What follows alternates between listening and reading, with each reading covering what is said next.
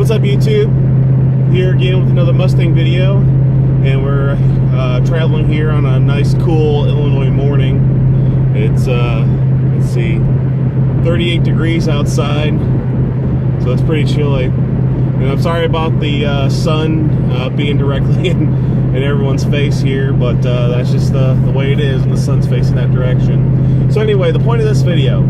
So what's going to happen is I'm going to pretty much do a good upgrade to the 2013 Mustang here, and it's pretty much going to be my last upgrade for the year that I'm actually going to do to the car. One upgrade I already did to the car that I didn't do any video of is a short shifter for the 2013 Mustang. Now, I went with a Ford Racing short shifter. The main reason I went with it is because it was a complete package. It came with the lower bracket for the shifter housing, it came with the shifter, of course, the retaining ring, and a new shift knob. Now, I could have saved a little bit of money if I would have bought like a Barton shifter, because it doesn't require those things, it doesn't come with those things. So I decided to go with the Ford Racing just because it was a complete package. Did spend a little extra money, but to me it was worth it. My review of the shifter, I have to give it with 2 thumbs way up, because my goodness, it's a complete transformation of how this thing shifts. And it was pretty much my #1 complaint, if you watched any of my 2013 Mustang videos, it was the shifting, especially if you're trying to do any fast shifting, and if you're not used to the pattern of the way that it goes into 3rd gear under high acceleration. It didn't like going into 3rd gear. So the Ford Racing shifter definitely eliminated all that problem. The throws are very short, and the planting of the shifts are fantastic now. There's no like sloppiness. There's no like vagueness once you're in gear, and you get the extra pullback from the rubber bushing from under the car. With the solid bracket, you don't have to worry about that anymore. So the reason I decided not to do a video of the shifter installation is because after reviewing what was out there on YouTube already, I saw that CJ Pony Parts did a wonderful video on the installation of the shifter, and there was no way I could compete with that, and there's no way I really needed to do anything more, because to be honest, that's the video I used for the reference of the installation. I didn't look at the directions. Now, the Ford Racing shifter, there was a note attached to it saying that if you have a 2013 or newer Mustang, to measure the reverse lockout housing portion of the shifter bracket, because they made a change, I guess, in part of 2013 to the way that it mounts, and so you may have to turn your actual handle around.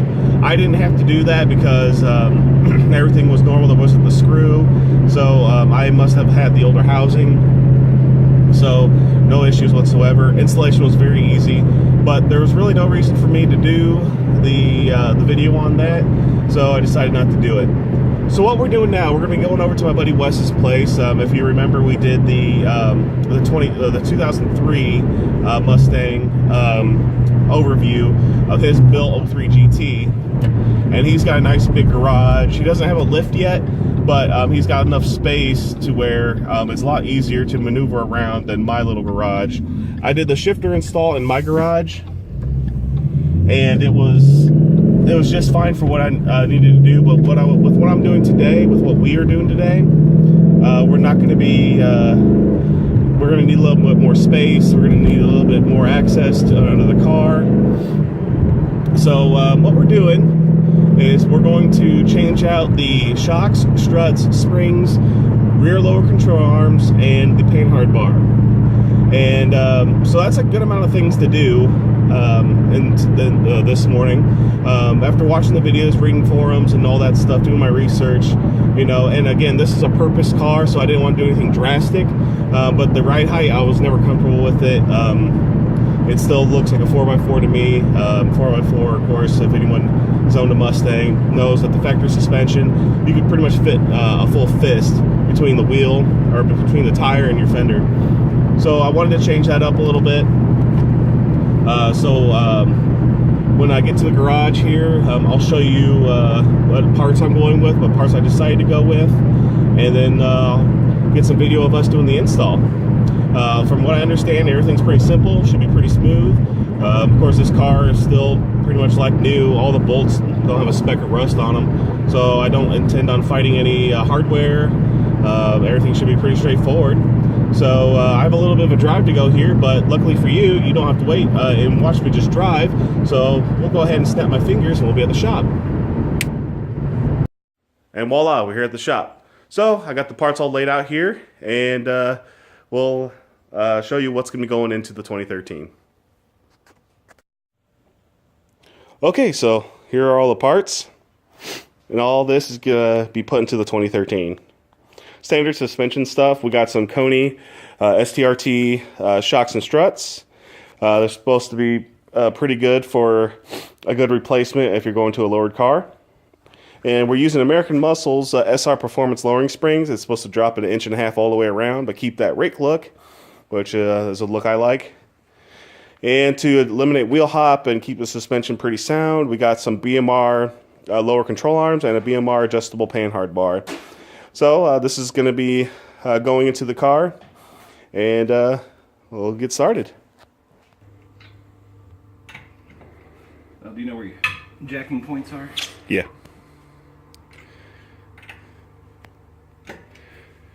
Kind of odd for these cars.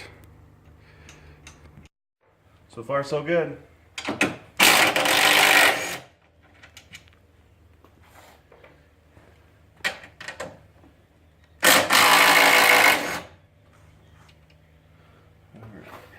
This last one here, when I start loosening it, the shock's going to want to fall out, so you kind of got to grab it and hold it in place so it doesn't just fall out of the car.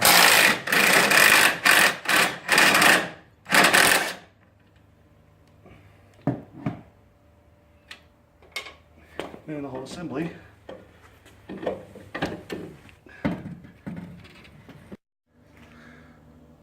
That simple. Now we gotta compress the spring to get this this off onto the new assembly. And just like that, everything's back together. Pretty easy, pretty standard. No real hiccups. All right, on to the other side. And there's the other side. Pretty much exactly the same thing on left to right. Very easy, no hiccups. So now you get to tackle the rear end.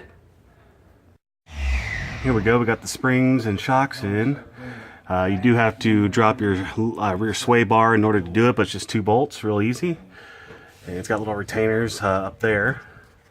So we'll get this all buttoned up and we'll move on to the control arms and the panhard bar. About 1.5 inches all the way around. The springs, of course, haven't settled yet because they're freshly installed. So you can expect it to probably drop another 1/2 inch, and it's in the early lifetime of it being on the car. Install went fairly easily. Of course, using hand tools and a few impact items, but it wasn't too bad. So I'll go for a drive here shortly and give you my impressions of how the suspension feels.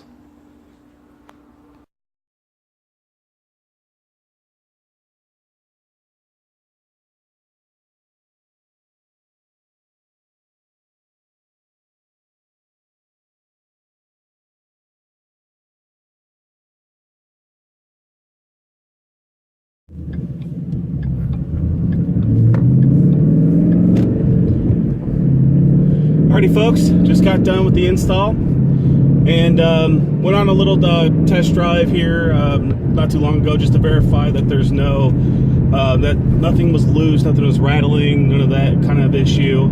Sorry about the sun. We'll cover that here in a little bit, but my overall impressions, first of all, the install, very not complicated to do, just need a little bit of muscle to get some of the bolts loose, but beyond that, is really straightforward. Now, the reason I went with the SR Performance springs and then the Koni setup is because, again, going back to my previous 2013 Mustang videos, we talked about how this car was a purpose car.